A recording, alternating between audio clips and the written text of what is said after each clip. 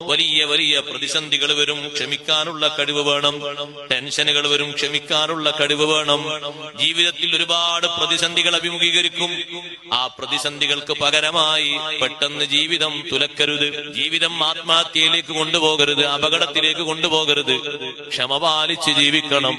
ഏറ്റവും കൂടുതൽ വേണ്ടപ്പെട്ടിരുന്ന ആളുകൾ പെട്ടെന്ന് പിരിഞ്ഞുപോയേക്കാം. വല്ലാത്ത ടെൻഷനാണ്. സബ്ർ ചെയ്യണം.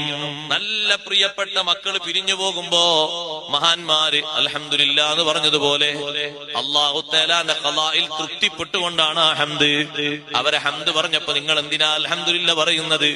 നിങ്ങൾക്ക് ഏറ്റവും ഇഷ്ടപ്പെട്ട മോനല്ലേ പോയത് എന്ന് ചോദിക്കുമ്പോ പറയുന്നത്, അല്ലാഹു തആല എനിക്ക് 7 മക്കളെ തന്നിട്ട് ഒരു കുട്ടിയെയല്ലേ അല്ലാഹു തആല എടുത്തിട്ടുള്ളൂ, ബാക്കി 6 അല്ലാഹു ബാക്കി വെച്ചിട്ടുണ്ടല്ലോ, ഞാൻ എത്ര ഹംദാണ് അല്ലാഹുവിനോട് പറയേണ്ടത്.